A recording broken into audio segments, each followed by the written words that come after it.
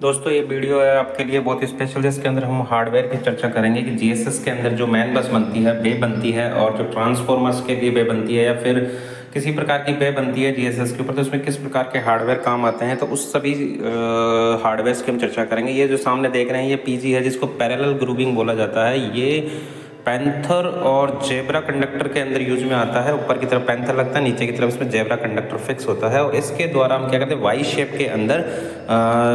के अंदर जो है जंपर बनाते हैं किसी भी मैन बस के अंदर। ठीक है, तो ये जो वाई शेप का जंपर बनता है, और अब जो आपके सामने है ये टी क्लैंप है, जो सामने देख रहे हो जेड और जेड इसमें लिखा हुआ है। इसका मतलब है कि डबल जेब्रा इसके अंदर फिट होगा। यहाँ पर जेब्रा आएगा और नीचे की साइड में भी इसमें जेब्रा आएगा। इसको टी क्लैंप डबल जेब्रा बोला जाता है, और इसके द्वारा भी हम वाई शेप कंप्लीट बनाते हैं। एक वाई शेप बनाने के लिए 2 पीजी और एक टी क्लैंप की जरूरत होती है। और ये जो सामने देख रहे हैं ये इसको टी क्लैंप की तरह भी यूज में लिया जा सकता है, साथ ही साथ इसको सीटी क्लैंप में भी यूज में लिया जाता है। तो ये जो ऊपर वाला पोर्शन है इसके अंदर, ये इसमें सीटी में लगता है, और जो नीचे वाला पोर्शन है इसके अंदर जंपर लगता है, और जंपर के माध्यम से इसको सीटी को जो बे का पार्ट बनाया जाता है। तो ये सीटी क्लैंप बेसिकली होता है। देखने में दोनों आपको सेम लगेंगे, टी क्लैंप और सीटी क्लैंप, लेकिन इनमें बेसिकली डिफरेंस थोड़ा सा डिफरेंट होता है।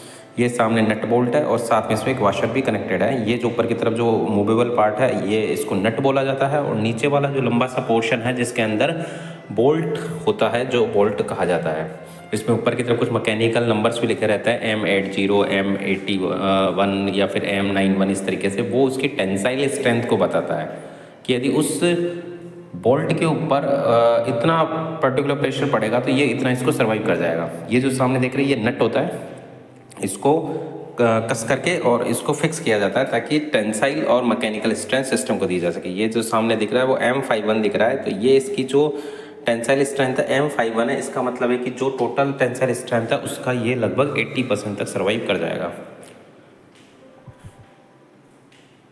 और अब हम आते हैं नेक्स्ट, जिसको बस बार स्पेसर कहा जाता है। ये डबल जेब्रा बस बार स्पेसर है, ताकि दो डबल जो बस बार यूज में ली गई बनाई गई है उसके अंदर किसी प्रकार से कोई शॉर्ट सर्किटिंग नहीं हो, उसको सेपरेट रखने के लिए इस बस बार स्पेसर का यूज किया जाता है। और ये double zebra basically that mean zebra और जेब्रा की जो डबल बसें बनेगी उसमें इस बस बार स्पेसर को यूज किया जाएगा, और इस बस बार स्पेसर के द्वारा उसको सेपरेट रखा जाएगा। ये बेसिकली मेंटेनेंस के काम में लिया जाता है। ये इसको अपन टैप बोलते हैं। बेसिकली इसको कॉपर की टैप होती है, जो किसी भी प्रकार के मान लो जंपर के अंदर कोई वायर निकल गया, कुछ भी निकल गया, तो उसको सेट करने के लिए यूज में लिया जाता है। ये भी एक हार्डवेयर होता है, बस का हार्डवेयर होता है। इसको बोला जाता है single suspension single zebra hardware. ये बेसिकली जो बस बनाई जाती है, तो बस के अंदर जो होता है सिंगल सस्पेंशन और टेंशन के जो सिस्टम बनाया जाता है, डी बनाया जाता है, जंपर बनाया जाता है, तो उसमें यूज में इसको लिया जाता है। और आम बोलचाल की भाषा में इसको कबूतर भी बोला जाता है। जी हाँ, बड़ा फनी सा नाम है कबूतर, इसको कबूतर भी बोला जाता है आम बोलचाल की भाषा में, लेकिन इसको सिंगल सस्पेंशन सिंगल जेब्रा बोला जाता है। और ये है single tension double zebra hardware. Single tension double zebra hardware, तो बोथ साइड के जब डबल जेब्रा वाली बस होती है वहाँ पर इसको यूज में लिया जाता है, और इसमें दो साइड में डबल जेब्रा के इसमें सस्पेंशन वाला हार्डवेयर कनेक्ट किया जाता है। ये वही आ गए वापस से सीटी clamp, T clamp, double zebra, बस बार स्पेसर, और ये कॉपर का टैप होती है। ये पीजी क्लैंप हो गया, पैरेलल ग्रूविंग क्लैंप। ठीक है, पैरेलल ग्रूविंग क्लैंप जिसको बोला जाता है पीजी क्लैंप। ये बहुत इंपॉर्टेंट हार्डवेयर होता है, किसी भी बे के निर्माण के लिए इसका यूज में लिया जाता है। ये वापस से वही कबूतर, जिसको single suspension single zebra hardware बोला जाता है। और नेक्स्ट के अंदर यही कॉपर टेप है। कॉपर टेप का यूज मेंटेनेंस के लिए यूज में लिया जाता है, ताकि किसी भी प्रकार के जंपर में जो लूज हुई है उसको ठीक किया जा सके। ये नट हो गया, ये बोल्ट हो गया, बोल्ट के नीचे वाशर लगा हुआ है। वाशर का यूज जो होता है स्प्रिंग और की तरह यूज में लिया जाता है, और टेंसाइल स्ट्रेंथ प्रोवाइड करवाता है किसी भी सिस्टम को। इसका यूज लिया जाता है ताकि किसी भी प्रकार की मैकेनिकल ब्रेसिंग सिस्टम में ना हो, और उसको टेंसाइल स्ट्रेंथ मिल सके सिस्टम को, और एक थोड़ा फ्लक्चुएशन मिल सके, ताकि ब्रेकर को खोला जाए, उसको लगाया जाए तो उसको ठीक किया जा सके।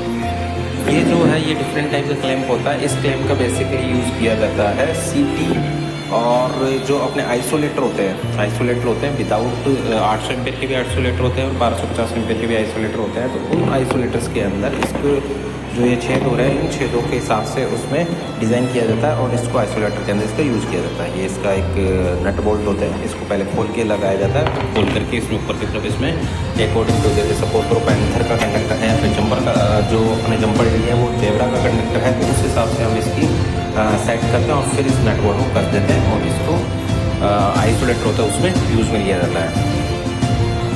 तो ये देखो सिंपल सा मेथड मैंने बताया इसको किस तरीके से इसको सेट किया जाता है। ये बिल्कुल एक प्रैक्टिकल एग्जांपल है किस तरीके से हार्डवेयर जो होते हैं यूज़ किया जाता है और किस तरीके से बे का निर्माण किया जाता है। कई प्रकार की हो सकती है, बे हो सकती है ट्रांसफॉर्मर की बे हो सकती है 33 kV की हो, 132 kV की हो, 220 kV की बे हो, या फिर इनकमर की बे हो सकती है, या हो सकता है कैपेसिटर बैंक की बे हो, या और भी कई प्रकार की बे होती है। GSS के अंदर जब हम GSS का कंस्ट्रक्शन करते हैं, GSS बनाते हैं, पूरा GSS बनाते हैं, तो उसके अंदर इन सब का यूज़ किया जाता है।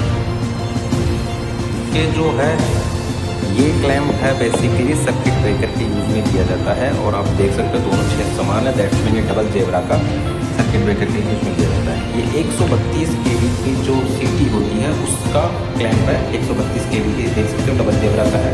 दैट्स मीन बोथ साइड इसमें डबल जेब्रा के कंडक्टर इसमें आएंगे और इसका यूज़ जो होता है डबल जेब्रा कंडक्टर के लिए यूज़ में लिया जाता है। ये बेसिकली जो है ट्रांसफॉर्मर, जो पावर ट्रांसफॉर्मर होता है उसके ऊपर सेट होने वाला क्लैंप होता है। इसमें ऊपर की तरफ जो होता है बुशिंग, यानी इसको जो नीचे वाला पोर्शन को थिम्बल बोला जाता है, ये ट्रांसफॉर्मर की जो बुशिंग होती है उस पर सेट होता है और ऊपर की तरफ आकर इसमें कंडक्टर ऐड हो जाता है। तो जैसे सपोज करो हो सकता है पैंथर कंडक्टर हो, जनरली आजकल पैंथर कंडक्टर इसमें यूज़ में नहीं लिया जाता है, या तो जेब्रा लिया जाता है या फिर हायर कैपेसिटी का यदि ट्रांसफॉर्मर है तो उस केस में इसमें जो है मूव्स कंडक्टर यूज़ में लिया जाता है। ये आइसोलेटर का ही पार्ट होता है। ये जो सामने आप देख रहे हैं आइसोलेटर का पार्ट है। इसमें आइसोलेटर का जो मूवेबल पार्ट होता है, दैट्स मीन जो मूवेबल रॉड होती है वो इसमें आकर के फिट होती है। इसमें नीचे की तरफ इसको सेट किया जाता है। ये आप ऊपर की तरफ देख रहे हैं जो एक कुंदे से निकले, इस कुंदे के अंदर जो होता है आइसोलेटर लगाया जाता है। वो आइसोलेटर जो होता है इसके बिहाफ पर ही मूव करता है, क्योंकि आइसोलेटर और ये आइसोलेटर का चाव होता है जिसको चाव बोला जाता है। इसके अंदर ये मुंह की तरह दिखा होता है, इसके अंदर बीच में आकर के जो आइसोलेटर का जो मूवेबल पार्ट होता है डंडा होता है वो इसमें आकर फिक्स होता है और फिर कनेक्ट होता है और सर्किट में करंट फ्लो होना चालू हो जाता है। और जब हम इसको ओपन करते हैं तो ये सर्किट को डिस्कनेक्ट कर देता है, सर्किट में से आइसोलेटर पार्ट को डिस्कनेक्ट कर देता है। ये बेसिकली कंडक्टिंग पार्ट होता है। इसमें स्प्रिंग लगी रहती है, क्योंकि क्या होता है जब फॉल्ट आता है तो वो तेज़ी से इसमें मूव होना जरूरी होता है, इसलिए इसमें ये लगाया जाता है। ये सामने जो देख रहे हो आप ये लक्स होते हैं, ये बेसिकली LT जो सर्किट आते हैं उसमें यूज़ में लिया जाता है। और इसमें क्या होता है कि इसमें कंडक्टर आके लगाया जाता है। ये कंडक्टर बेसिकली इस लक्स में फिक्स होता है। ये लक्स होते हैं काफ़ी जगह यूज़ में लिया जाता है, काफ़ी छोटे साइज़ के भी होते हैं। इनका यूज़ वायरिंग में भी होता है, इनका यूज़ जो होता है LT पावर केबल्स में भी होता है और ST केबल्स में भी इनका यूज़ होता है, जहाँ पर हमें ईजी वे के अंदर कनेक्शन चाहिए होते हैं बोल्ट फिक्स करने के लिए, केबल को फिक्स करने के लिए ये लक्स यूज़ किया जाता है।